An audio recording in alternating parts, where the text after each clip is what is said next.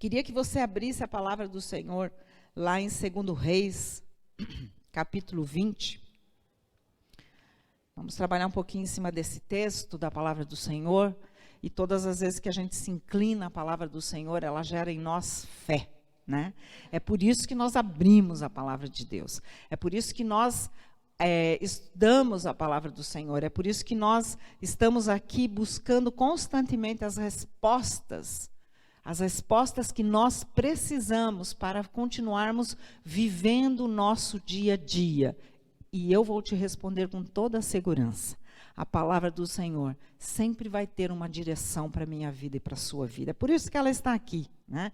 Milhares de anos que o Senhor permitiu que a palavra dele fosse e estivesse correndo sobre toda a terra para fortalecer aqueles que temem ao Senhor. Por isso ela é viva e eficaz. Ela é mais cortante do que espada de 2 gumes.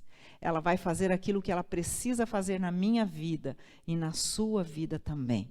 Por isso também, quando nós estamos falando da palavra do Senhor, ministrando a palavra do Senhor aos corações, o Senhor está fazendo a obra na nossa vida também. Senão não tem efeito, não tem porquê, né? A gente prega, a gente ministra, mas nós somos ministrados pela palavra do Senhor também. 2 Reis, capítulo 20, diz assim, a partir do verso 1. Naquele tempo, Ezequias ficou doente e quase morreu.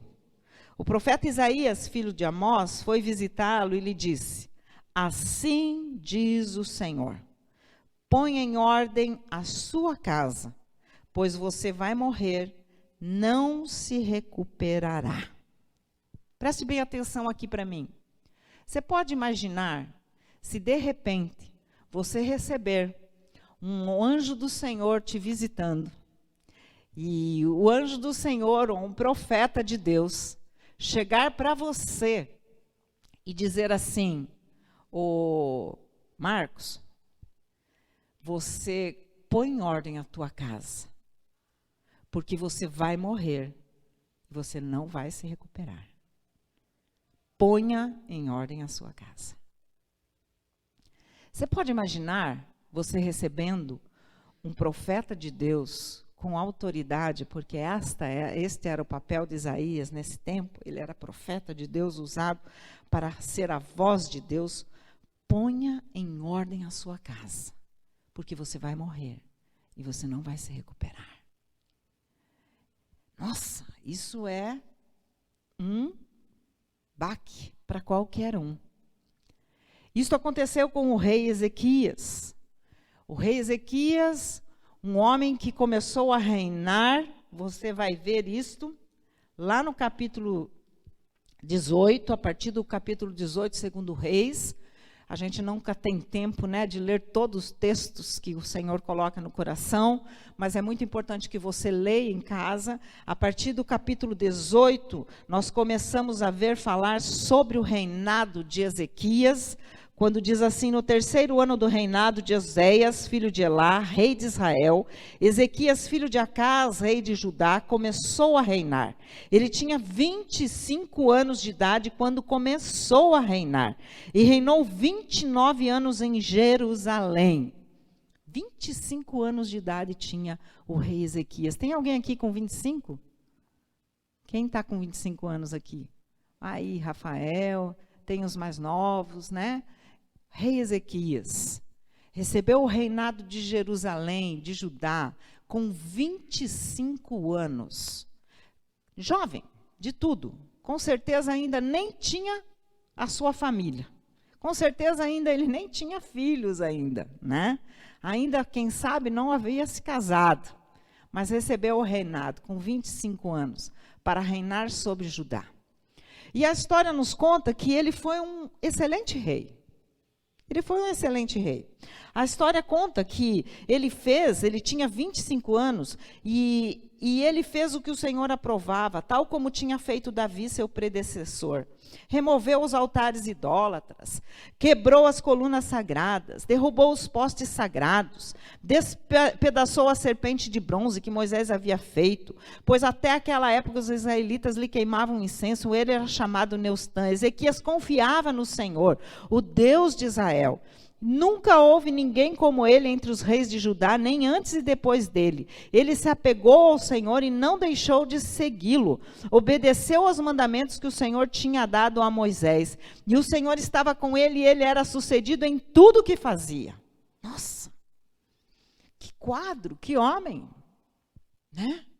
Ele recebeu, provavelmente, e pôs em prática aquilo que ele havia recebido no reinado dele, em todo o reinado dele. E nós vamos vendo ali que ele recebeu ameaças do rei da Síria, Senaqueribe. Jerusalém foi sitiada e ele se posicionou, e o Senhor veio com socorro para a nação ali, para Jerusalém, libertando Jerusalém dos assírios, trazendo a Israel a libertação, trazendo, né, a vitória também. Então, nós vemos que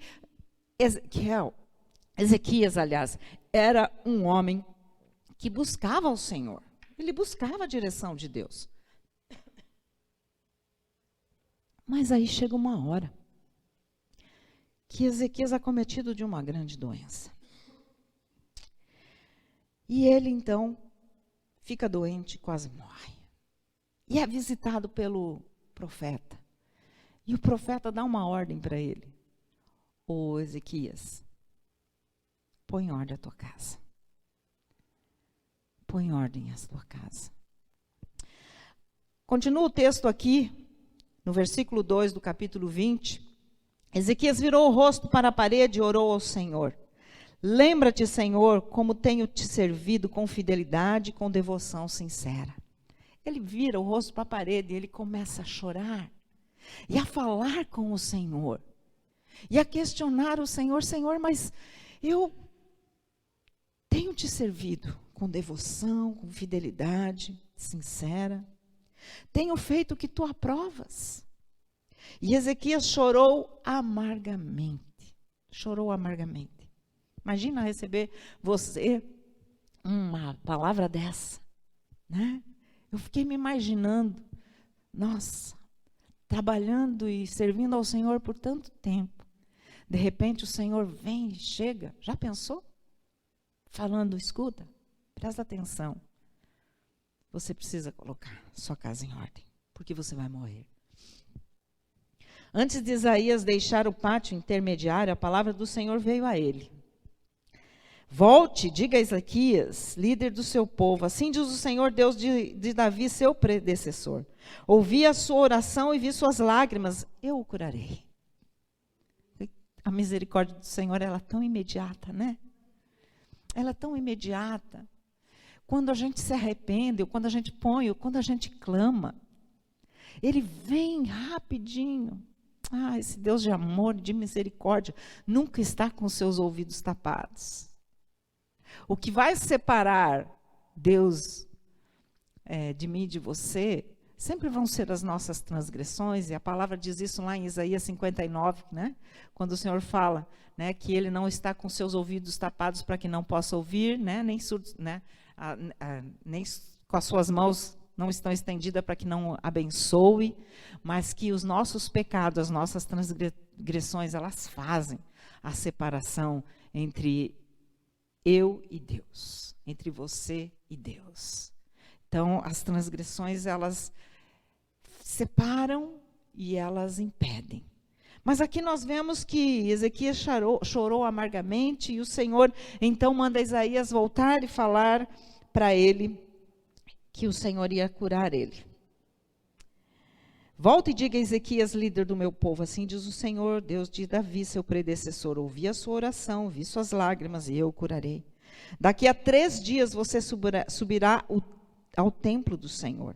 Acrescentarei 15 anos à sua vida. E livrarei você e esta cidade das mãos do rei da Síria. Defenderei esta cidade por causa de mim mesmo e do meu servo Davi. Então disse Isaías, preparem um emplastro de figos. Eles os fizeram e o aplicaram na úlcera e ele se recuperou. Ezequias havia perguntado a Isaías, qual será o sinal de que o Senhor me curará e de que de hoje a 3 dias subirei ao templo do Senhor? Isaías respondeu, o sinal de que o Senhor vai cumprir o que prometeu é este. Você prefere que a sombra avance ou recue 10 graus na escadaria? Disse Ezequias: como é fácil a sombra avançar 10 graus, prefiro que ela recue 10 graus. Então, o profeta Isaías clamou ao Senhor, e este fez a sombra recuar os 10 graus que havia descido a escadaria de Acaz. Interessante, né? Ezequias ainda pede o que é mais difícil, né? Senhor, o Senhor faz, então eu quero isso, que recue, porque ir para frente é mais fácil, então recue. Beleza, Deus falou assim para ele: tá bom, você pediu, assim será, você vai ver o meu poder, e ponto. E assim aconteceu, né? Continuando aqui no texto, preste bem atenção. Naquela época, o rei da Babilônia, Merodach-Baladã, filho de Baladã, enviou cartas e um presente para Ezequias, pois soubera da sua doença. Ezequias recebeu em audiência os mensageiros e mostrou-lhes tudo o que havia em seus armazéns, a prata, o ouro, as especiarias e o azeite finíssimo, o seu arsenal e tudo o que havia em seus tesouros. Não houve nada em seu palácio ou em seu reino que Ezequias não lhe mostrasse. Então o profeta Isaías foi ao rei Ezequias e lhe perguntou: o que esses homens disseram? De onde vieram? E Ezequias respondeu: de uma terra distante, vieram da Babilônia. E o profeta perguntou: e o que eles viram em seu palácio? Disse Ezequias: viram tudo em meu palácio. Não há nada em meus tesouros que eu não lhes tenha mostrado. Então Isaías disse a Ezequias: ouça a palavra do Senhor. Um dia tudo que se encontra em seu palácio, bem como tudo que os seus antepassados acumularam até hoje, será levado para a Babilônia. Nada restará, diz o Senhor. Alguns dos seus próprios descendentes serão levados, e eles se tornarão eunucos no palácio do rei da Babilônia. Respondeu Ezequias ao profeta: boa é a palavra do Senhor que anunciaste, pois ele entendeu que durante a sua vida haveria paz e segurança. E os demais acontecimentos do reinado de Ezequias, todas as suas realizações, inclusive a construção do açude do túnel que canalizou água para a cidade, estão escritos no livro dos registros históricos do rei de Judá. Ezequias descansou com seus antepassados. O que vocês acham? Foi bem sucedido? O que vocês acham? Ezequias obedeceu o que Deus tinha falado para ele? O que vocês acham? Aparentemente, parece que sim, né? Ainda veio uns visitantes lá, Merodach-Baladã, e ele mostra todo o palácio, todas as riquezas, tudo aquilo que ele tinha construído nessa vida. E ainda, quando Isaías volta a falar com ele, trazendo a palavra do Senhor para ele, ele respira aliviado, não é? Não respirou aliviado aqui? Quando ele diz: upa, então quer dizer que o Senhor está falando que vai ficar tudo bem comigo. Paz e segurança. Paz e segurança. Além, né? Paz e segurança nas fronteiras. Então eu vou viver tranquilo até os fins da minha vida. Que beleza. Continua aqui no capítulo 21 de 2 Reis, que diz assim: Ezequias descansou com seus antepassados, o último versículo do capítulo 20, e seu filho Manassés foi o seu sucessor. Manassés tinha 12 anos de idade quando começou a reinar. Ou seja, Ezequias foi embora muito cedo, né? Ezequias ele assumiu com 25, reinou 29 anos. Quantos anos ele faleceu? Hã? Quantos, Marcos? Quanto? Você tem que idade, Marcos? Quase da tua idade. Desculpa pegar você como exemplo, assim, entendeu? 54 anos, quando ele partiu. Manassés tinha 12 anos de idade quando começou a reinar, e reinou 55 anos em Jerusalém. Ou seja, ele reinou praticamente quase o dobro do seu pai. Quase que o dobro do seu pai, ele reinou. O nome de sua mãe era Efzibá. Ele fez o que o Senhor reprova, imitando as práticas detestáveis das nações que o Senhor havia expulsado de diante dos israelitas. Reconstruiu os altares idólatras que seu pai Ezequias havia demolido e também ergueu altares para Baal e fez um poste sagrado para Aserá, como fizera Acabe, rei de Israel. Inclinou-se diante de todos os exércitos celestes e lhes prestou culto. Construiu altares no templo do Senhor, do qual este havia dito: em Jerusalém porei o meu nome. Nos 2 pátios do templo do Senhor, ele construiu altares para todos os exércitos celestes. Chegou a queimar o próprio filho. Gente, nós estamos falando de Manassés, o filho do rei Ezequias. Chegou a sacrificar o próprio filho. Praticou feitiçaria e adivinhação, e recorreu a médiuns, e a quem consultava os espíritos. Fez o que o Senhor reprova, provocando-o a ira. Ele tomou o poste sagrado que havia feito e pôs no templo, do qual o Senhor tinha dito a Davi, a seu filho Salomão: nesse templo e em Jerusalém, que escolhi dentre todas as tribos de Israel, porei o meu nome para sempre.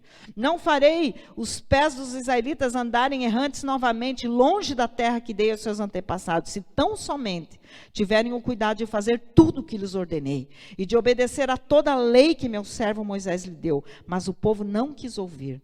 Manassés os desviou, ao ponto de fazerem pior do que as nações que o Senhor havia destruído diante dos israelitas. Volto a fazer a pergunta para vocês. Ezequias pôs a casa dele em ordem?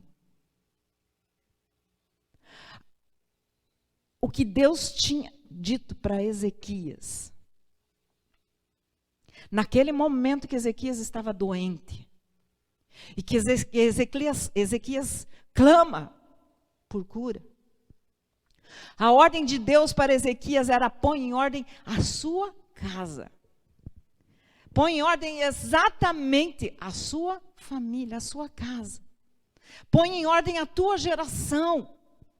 Ezequias, você está muito perdido, preocupado com todas as coisas que o mundo está te dando, e todo esse reinado e toda a suntuosidade do teu reino. Você está acumulando muitas coisas, você está vencendo muitas batalhas, mas você está perdendo a batalha principal, que é dentro da sua casa. Você está perdendo o coração dos seus filhos. E não existe coisa pior para um homem ou para uma mulher de Deus. Para nós que somos chamados filhos do Deus vivo, fazermos tantas coisas nesta vida, termos tantos recursos e prosperidade, se os nossos filhos não têm o coração nas coisas do Senhor. Se nós não conseguimos trazer o coração dos nossos filhos para aquilo que é principal, que é para a eternidade, que é para o reino de Deus. Sabe o que o Senhor falou comigo enquanto eu li esse texto ontem? O Senhor falou ao meu coração: eu ainda estou dando um tempo para o meu povo. Eu estou dando um tempo para o meu povo. Eu estou dando um tempo para vocês. Eu estou dando um tempo para que vocês tragam de volta o coração dos seus filhos. Eu estou dando um tempo para que vocês tragam esta geração aos meus pés. O Senhor está dando um tempo para mim e para você. O Senhor está dando um tempo para nós. Talvez eu e você não estejamos e não tenhamos uma doença terminal, nem coisa para... Mas a doença terminal aqui pode ser o tempo da graça que nós vivemos. Sabia disso? É isso que o Espírito Santo está falando para mim. Sabe esse tempo que o pastor Joel falou que a porta está aberta? Sabe o tempo que o Senhor está nos dando para que a nossa geração se aproxime do Senhor? É este tempo que Ele está dando. E como que nós fazemos isso? Como que nós trazemos a nossa casa ao altar? Como que nós trazemos o coração da nossa geração? Quem sabe nós temos errado muito. Mostrando preocupação com tantas coisas dessa vida, do dia a dia, da correria. Engraçado, né?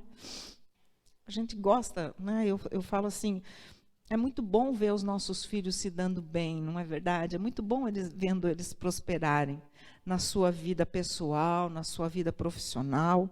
É uma bênção, queridos, é uma bênção ver. Né? E a gente sempre está falando com eles e sempre falando da palavra do Senhor. E o alerta vale para todos nós, né? Que a gente não pode perder tempo. Nós temos que fazer da nossa casa um altar. Nossos filhos precisam olhar para nós e ver em nós a retidão da palavra de Deus e não ver em nós o nosso coração preso às coisas dessa vida, para que eles possam valorizar o que nós temos como prioridade, que é estarmos todos juntos na eternidade com o Senhor. Isso precisa ser a prioridade nas nossas vidas. Sabe, queridos, vocês conhecem muito bem a minha história do Joel, do pastor Joel, né? Sabe que os nossos filhos não estão aqui conosco, né? Nós temos um filho que está lá em Chapecó, trabalha lá, né? Bruno é um engenheiro da Caixa Econômica Federal, graças a Deus bem, com a família dele lá, sustenta a família, não nos incomoda, tem a vida dele, a familhinha dele, cuida, né? Temos a nossa filha que está lá em São Paulo, que, sim, Deus tem abençoado ela na profissão dela. Ela vai muito bem, né? Com 3 anos de trabalho em São Paulo, ela já vai estar, né, prospectando, vai estar trabalhando na Copa do Mundo, vai lá para o Catar, vai cobrir Copa do Mundo. Ela está indo muito bem no trabalho dela. Mas a nossa preocupação, minha e do meu esposo, é que nada que eles consigam nesta vida tire eles da presença do Senhor. E constantemente nós estamos exortando e alertando. E como vocês, nós temos as nossas lutas. Como vocês, nós choramos no altar do Senhor. Porque nós queremos que eles sejam testemunhas vivas do Senhor Jesus, aonde eles andarem.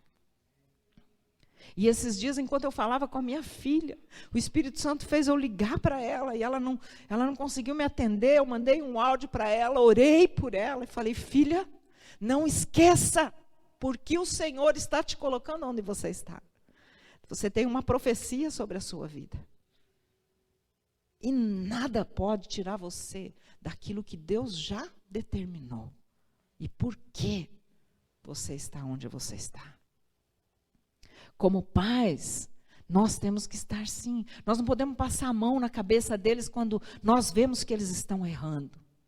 Às vezes a gente não quer falar. Quantas vezes eu e o Joel, a gente fica, né, fala, amor, liga lá, fala lá. Ai, não vou falar. Não, você precisa falar. Você é pai. Se nós estamos vendo que eles estão errando, é nós que temos que exortar. Põe em ordem a casa. Diz respeito à nossa geração. Põe em ordem a casa. Quando nós vemos aqui os nossos, né, eu tenho uma preocupação muito grande com as crianças, com os adolescentes, com esses jovens. A gente deixa eles fazerem algumas coisas até aqui, daqui para frente a gente breca um pouco, porque a gente sabe que eles precisam de limites, de limitações, e a gente está aí para dar esses limites, não é verdade? Cuidar do coraçãozinho deles. Cuidar do coração dessa geração como pastores é a nossa responsabilidade. É a nossa, levamos com muita seriedade isso. E como que nós podemos fazer com que realmente os nossos filhos, a nossa geração, vá olhando cada vez mais para o Senhor? Nunca esqueça das práticas espirituais constantes na nossa vida. Lá em Efésios capítulo 6, a gente vai ver, quando você abre capítulo 6 de Efésios, capítulo 5 de Efésios, há direções que o apóstolo Paulo dá, da vida em comunidade, dos deveres conjugais, dos deveres de pais e filhos. Está aqui na palavra de Deus, você abre a palavra para meditar. Filhos. A palavra diz aqui, quando a gente vai vendo a questão da vida em comunidade, a questão dos deveres conjugais, abra lá em Efésios capítulo 5, a partir do verso 15. O Senhor, através do apóstolo Paulo, ele vai dizendo: tenham cuidado com a maneira que vocês vivem. Não sejam como insensatos, mas como sábios. Aproveitem ao máximo cada oportunidade. Aproveitem ao máximo cada oportunidade, porque os tempos estão difíceis. A incredulidade vai tomando o coração desta geração, vai tomando o coração dos nossos filhos. E sabe, queridos, o fato deles estarem bem na vida, se darem bem na carreira, estarem sendo providos financeiramente, não pode ser unicamente, exclusivamente, dizendo: minha geração está sendo abençoada, e nós relaxarmos de forma alguma. Nós precisamos estar atentos. Ezequias relaxou, ele estava indo muito bem, ele foi muito bem no reinado dele.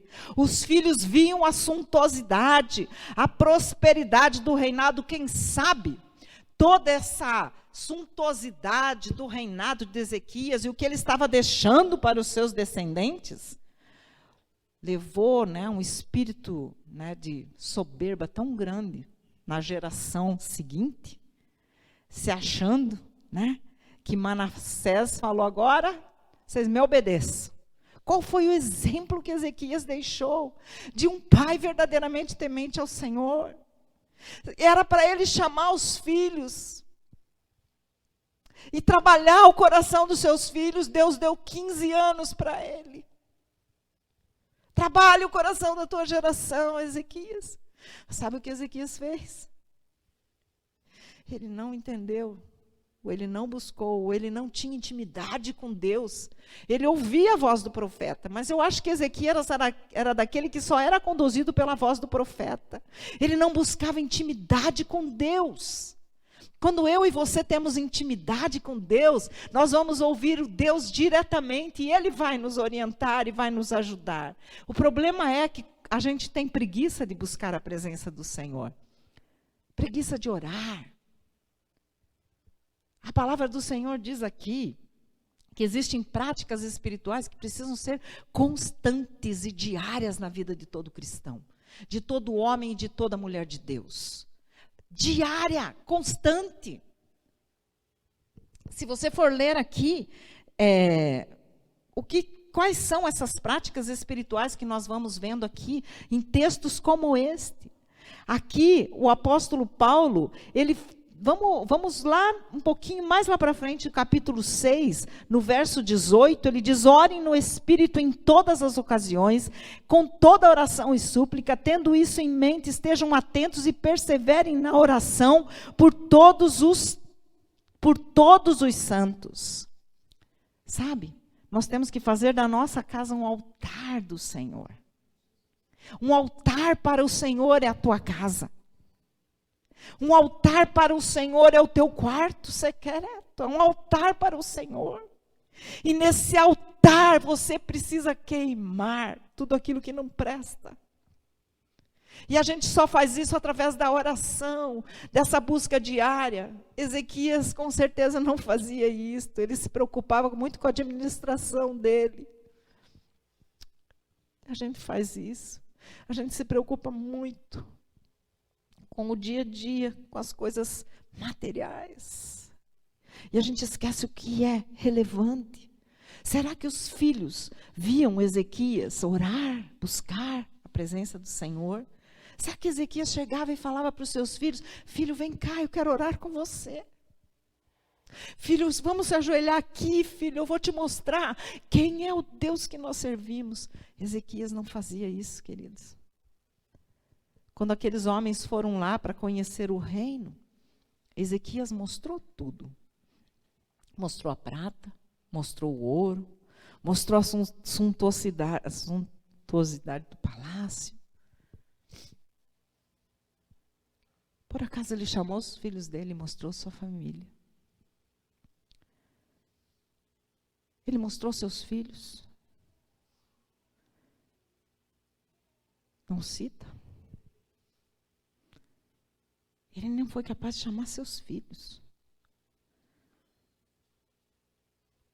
Ele podia ter chamado os filhos, não é?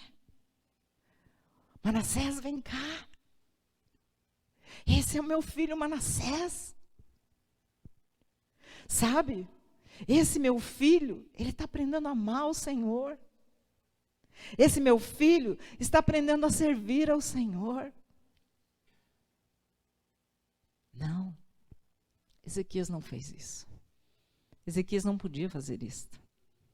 Ezequias não tinha a sua geração com o coração no Senhor. Porque o coração de Ezequias, infelizmente, estava nas coisas desse mundo. Por isso as práticas espirituais constantes são importantes. Quando eu e você temos a oração como uma comunhão diária com o Senhor, o Espírito Santo vai mostrar para nós. Quando eu e você estamos lá no altar, na nossa casa, o Espírito Santo vai mostrar onde eu e você precisamos acertar.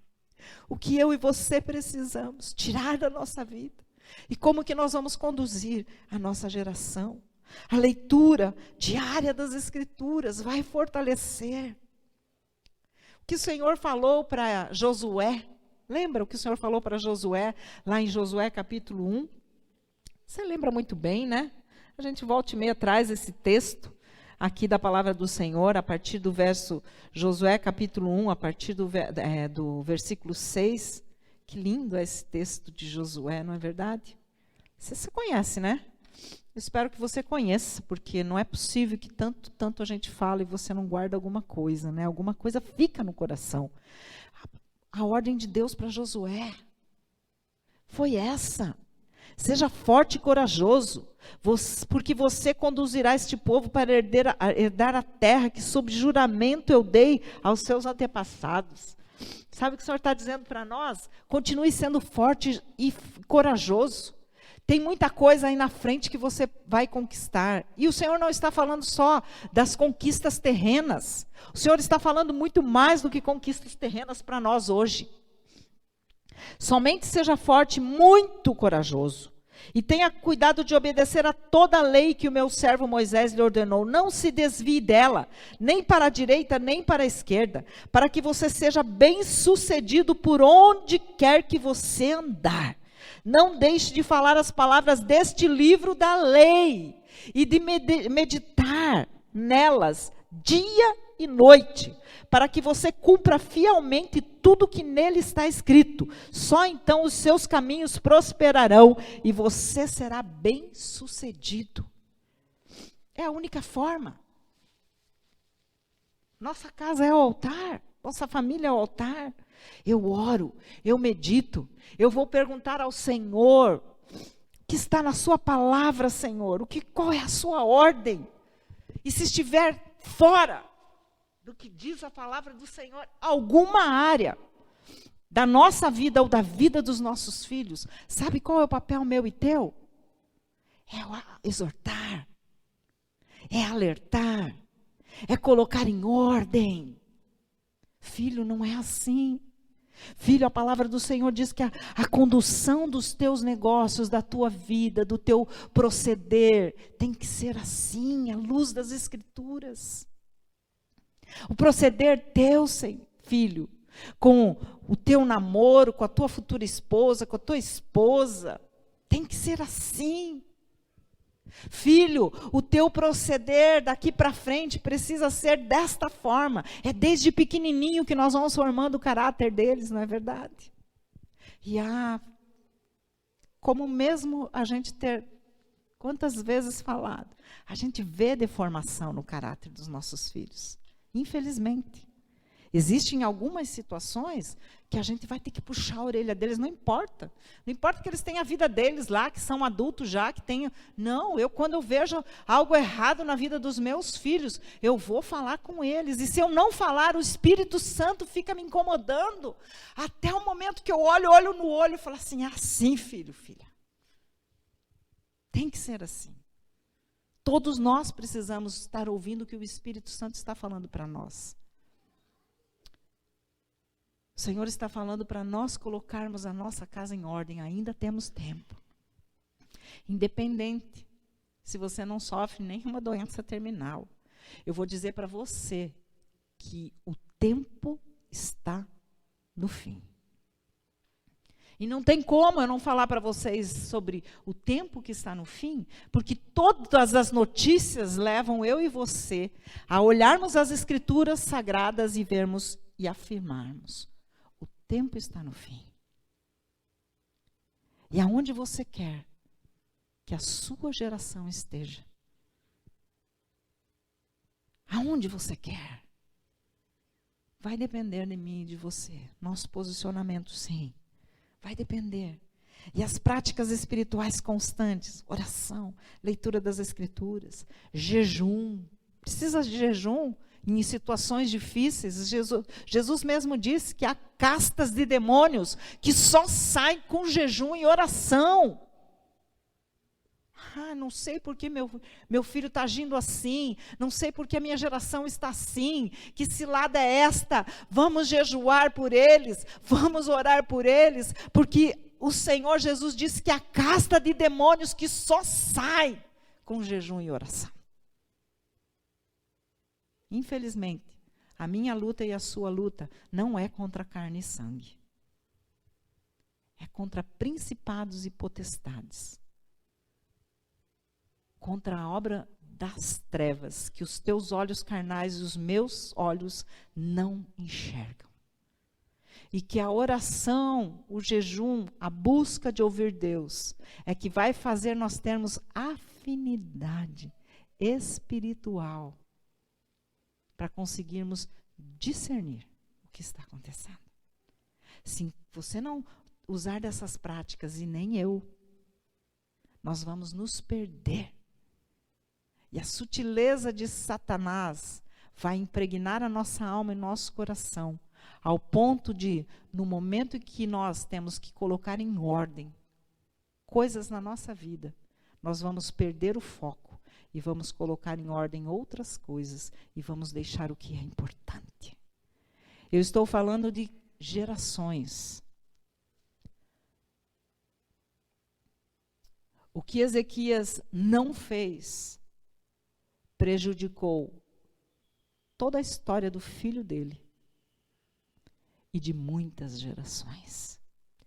Porque o governo de Ezequias, por quantos anos mesmo?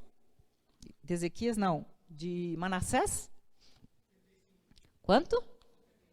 Vocês podem imaginar, 55 anos, autorizando toda espécie de loucura, de consagração a outros deuses. Quantas gerações se perderam através da autoridade de Manassés? Quantas famílias foram destruídas por ele ser um homem que não temeu ao Senhor?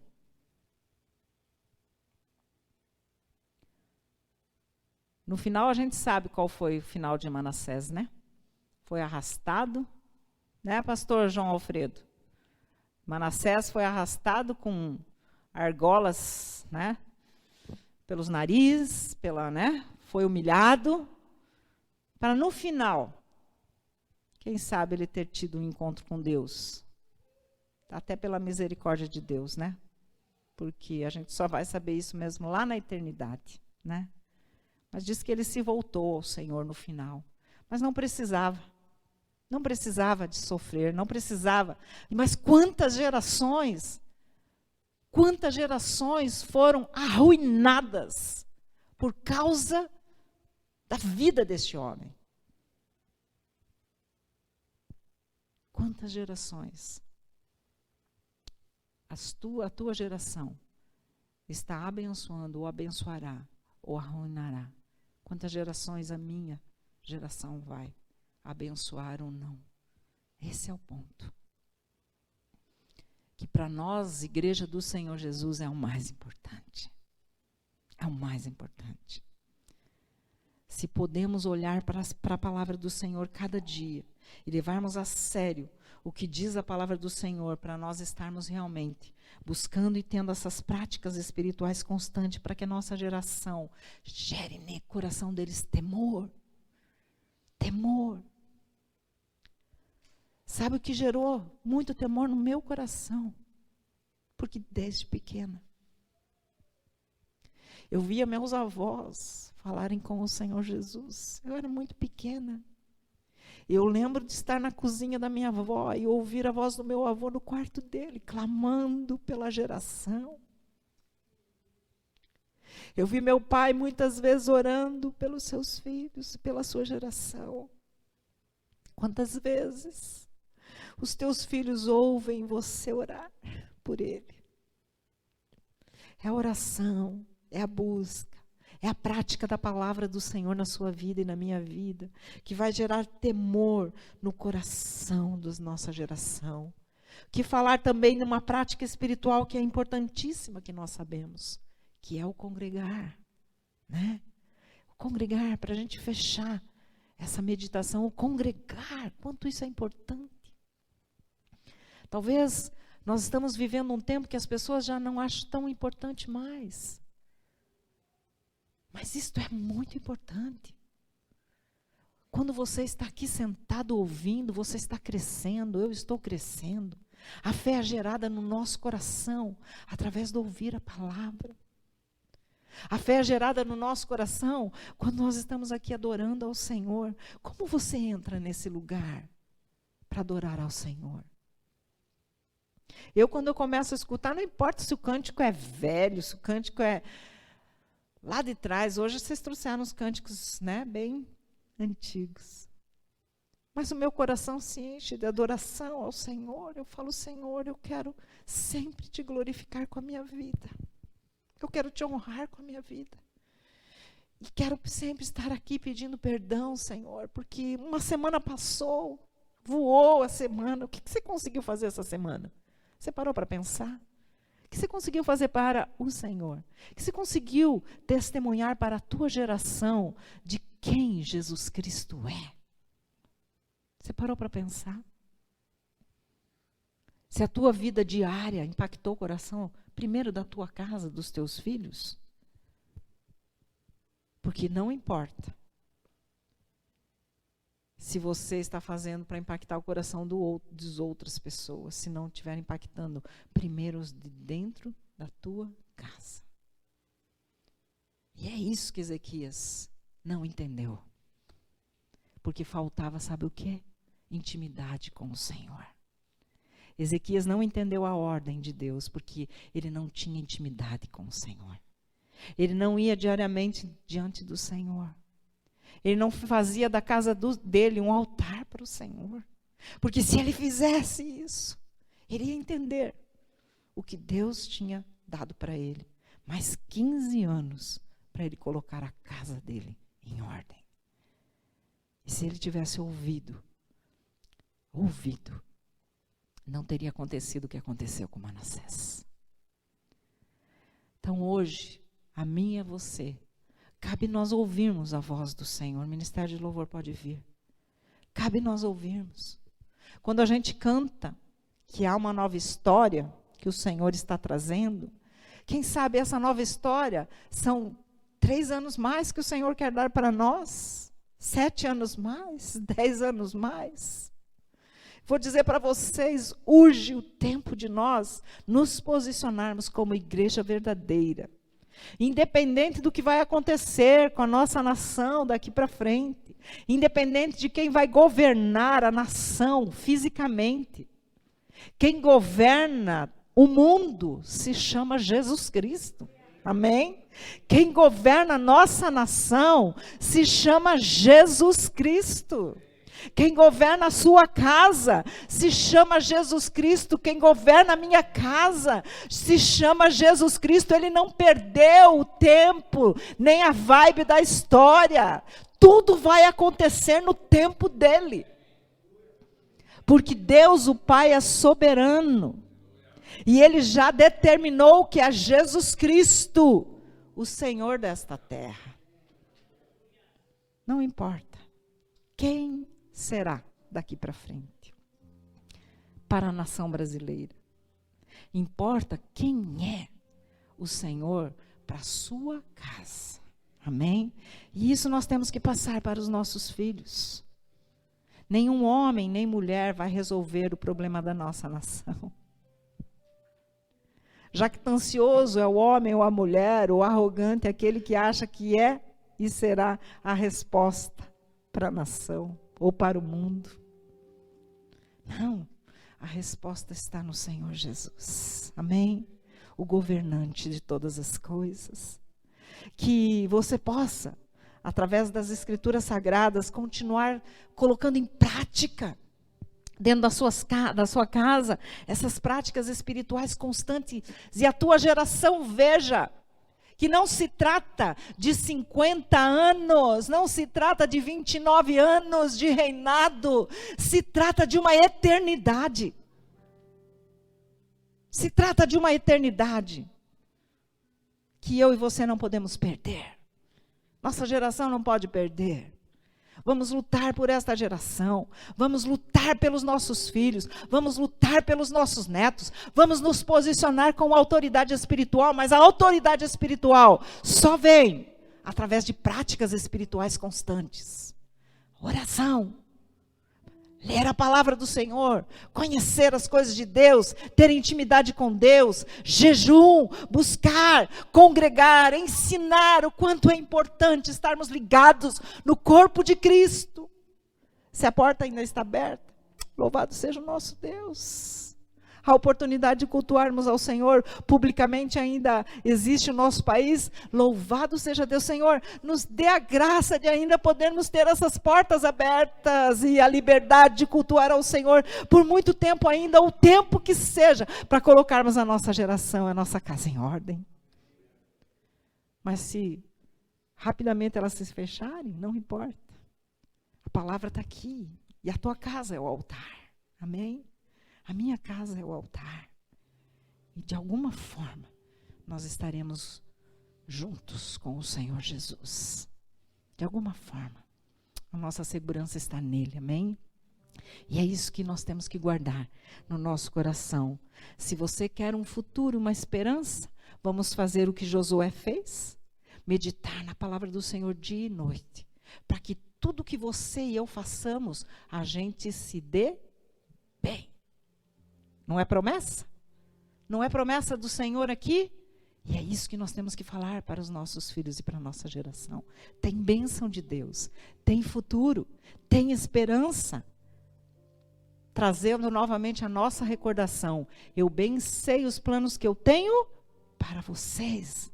Planos de bem e não de mal.